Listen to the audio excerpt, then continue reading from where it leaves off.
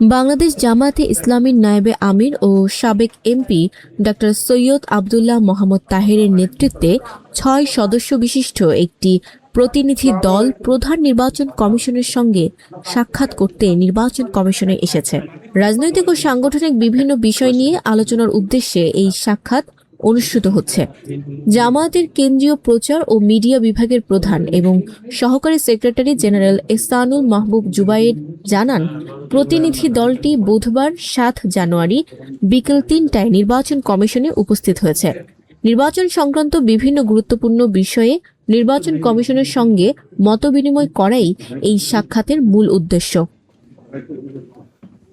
Doctor Syed Abdullah Mohammad তাহেরের নেতৃত্বাধীন এই প্রতিনিধি দলে আরও রয়েছেন জামায়াতের সেক্রেটারি জেনারেল ও সাবেক এমপি অধ্যাপক মিয়া গোলাম পরোয়ার, সহকারী সেক্রেটারি জেনারেল ও সাবেক এমপি ডক্টর হামিদুর রহমান আজাদ, সহকারী সেক্রেটারি জেনারেল ও কেন্দ্রীয় প্রচার ও মিডিয়া বিভাগের প্রধান অ্যাডভোকেট এহসানুল মাহবুব জুবায়ের, কেন্দ্রীয় নির্বাহী পরিষদের সদস্য জনাব মোবারক হোসাইন এবং সুপ্রিম কোর্টের সিনিয়র আইনজীবী মোহাম্মদ শিশির মনির। অভিজ্ঞ ও দায়িত্বশীল নেতাদের সমন্বয়ে গঠিত এই প্রতিনিধি দলটি নির্বাচন কমিশনের সঙ্গে ফলপ্রসূ আলোচনা প্রত্যাশা করছে।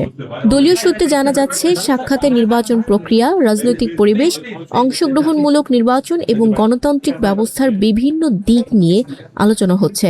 প্রতিনিধি দলটি নির্বাচন কমিশনের ভূমিকা, দায়িত্ব ও ভবিষ্যৎ করণীয় বিষয়েও নিজেদের বক্তব্য তুলে ধরছে এবং কমিশনের দৃষ্টিভঙ্গি জানতে আগ্রহ প্রকাশ করছে।